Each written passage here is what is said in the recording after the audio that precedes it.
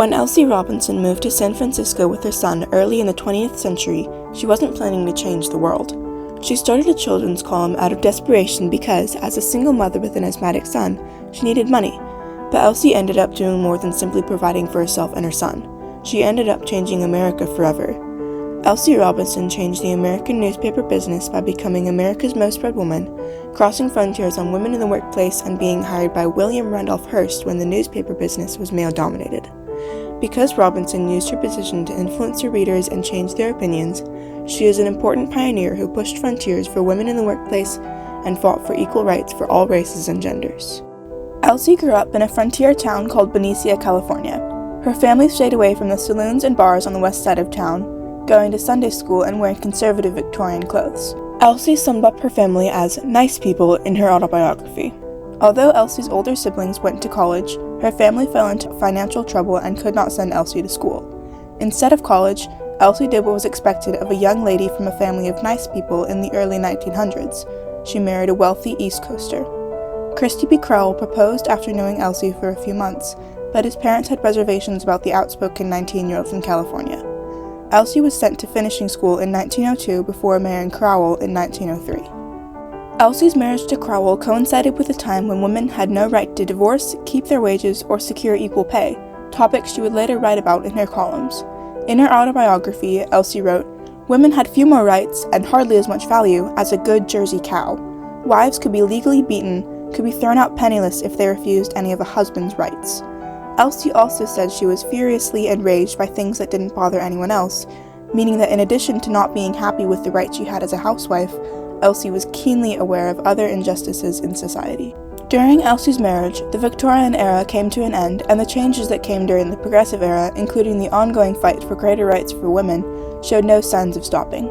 Organizations were founded to help women earn political recognition and power, but they were limited.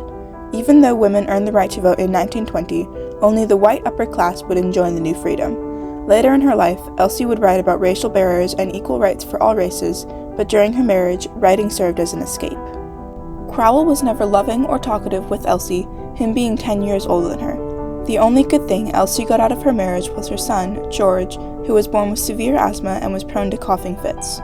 Elsie found a respite in writing and even published some of her writing in 1911. After being hired to illustrate a few children's books the following year, Elsie gained the courage to leave her husband and move back to California in 1912. Elsie and Christy officially divorced in 1917. Elsie moved to San Francisco in 1918 to find work. She desperately needed a job.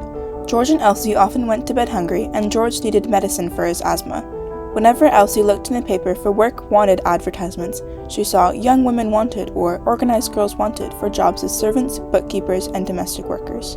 Instead of working as a young, organized woman, Elsie walked into the office of the Oakland Tribune and suggested she start a children's column. Elsie wrote a sample of her writing the next day and was offered a contract to start a column titled Aunt Elsie's Magazine. In her letter introducing herself to the children, she wrote, "I will write you a letter all your very own that will make you know that my arm is around you and that I love you very much." Children could write to Elsie with stories to be published, questions seeking advice, or drawings to be entered in competitions. Elsie influenced the lives of the children she wrote to and became a source of inspiration to them. Aunt Elsie clubs sprang up throughout California, with members receiving a pin and getting to ride in parades. While Elsie didn't believe in hammering in morals, she still encouraged children to be their best. One young boy wrote a poem demonstrating this perfectly. "When I was reading your letter, I thought and thought again, and I thought I could do better, and so I tried again." Elsie had the effect of a wise woman to look up to, and she was a positive figure in the lives of children.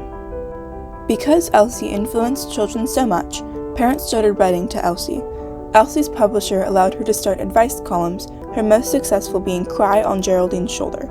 The advice was mostly for women on makeup, men, and cleaning. Over time, the questions sent in became more and more controversial, such as women in the workplace or divorce. Elsie wrote to one woman, "If a married woman has a talent to contribute to the world, she should not be made to linger at the kitchen sink, peeling spuds and hiding her light under a bushel, as it were. She has a right to develop her own individuality if it takes her out of the home to do it." Elsie's straightforward style drew attention from the San Francisco Call and its publisher, William Randolph Hearst. Hearst's love of truth made him a target for threats, but it also made Elsie Robinson appealing to the San Francisco Call. Hearst contacted Elsie in 1923, offering her a yearly salary of about $5,000, equivalent to $85,000 today. Elsie accepted and started Tell It to Elsie, the Call's version of Cry on Geraldine's Shoulder. Elsie also started Listen World, her most influential and controversial column, sharing her views against sexism, racism, and anti-Semitism. Arthur Brisbane, a close friend of Hearst, saw Elsie's column and invited her to Manhattan. Brisbane ran the Evening Journal, one of Hearst's popular East Coast papers with about 1 million readers. At this time, it was reported that 1 in 4 Americans read a Hearst paper, and millions more read his syndicates. Brisbane offered Elsie a yearly salary of $20,000, equivalent to $335,000 today, to publish her columns in the Evening Journal. Elsie accepted. At the height of her career, Elsie had over 20 million readers and was the highest paid woman in Hearst's paper empire. Elsie influenced millions of adults by making her readers think about what they accepted as normal. For example, when confronted about her choice to become a working mother, she wrote, "Of your mother, do you think she would have been a wiser guide if she had taken a more active part in the outside world?" Elsie used arguments her readers could identify with, in this case challenging a mother's role. Elsie argued that if a mother's part is to guide, she must know the world she is guiding her children through. Elsie conditioned her readers for the coming feminist movement. When a woman wrote in venting her frustrations that advertisements for women were focused on men, saying things like, "Buy this for your man," Elsie wrote back, "I've belonged to, lived with, and written for our female sex for nigh on 51 years, lady. I started in when we rated mighty low as domestic chattels, and I saw the bright dawning of our so-called emancipation." Elsie argued that although women had earned more rights, they kept turning back to their appearance and seeking approval from their man. Elsie continued, "The big idea in the average female's life today is exactly what it was 100, 1,000, and 100,000 years ago. It is a man. Her one objective is getting that man. Her one big fear is losing him." Elsie encouraged her readers to find their worth in things other than men. She used her columns to spread feminist ideas, something relatively new for her time. Though the women's rights movement started years earlier and the feminist movement was still to come, Elsie played an important role in earning equality. Alison Gilbert, the co-author of Elsie Robinson's biography, writes, "Nearly 50 years before Betty Friedan first mentioned the problem that has no name, Elsie Robinson gave a voice to a generation of women who had none.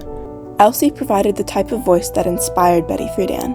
Robinson and Friedan both were discontent with their situations, so both wrote about it and were met with a support that trailblazed frontiers." Even by today's standards, Elsie was incredibly influential.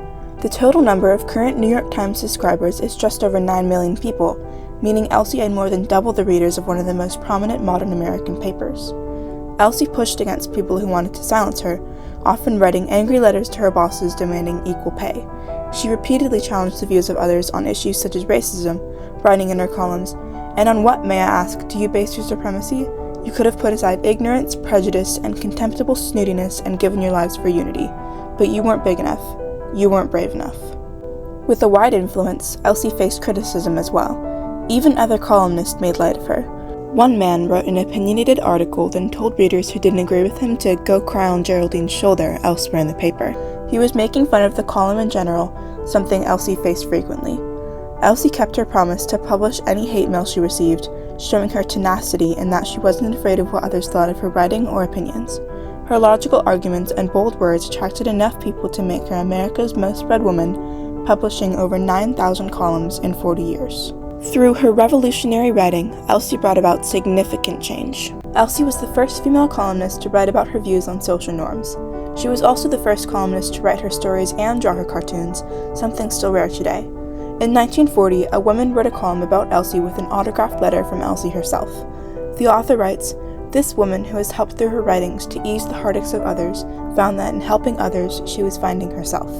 While finding herself, Elsie managed to change the lives of over 20 million others, making her an important pioneer."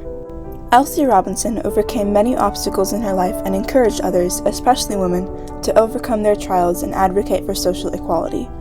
Elsie's national influence is inspirational because she rose from adversity, and to all willing to search it out, she is remembered as a notable pioneer who pushed the frontiers of women in the workplace and equal rights. Through her writing, she continues to encourage others to live up to their full potential, overcome their troubles, and engage in the struggle for justice and equity, starting with you and me.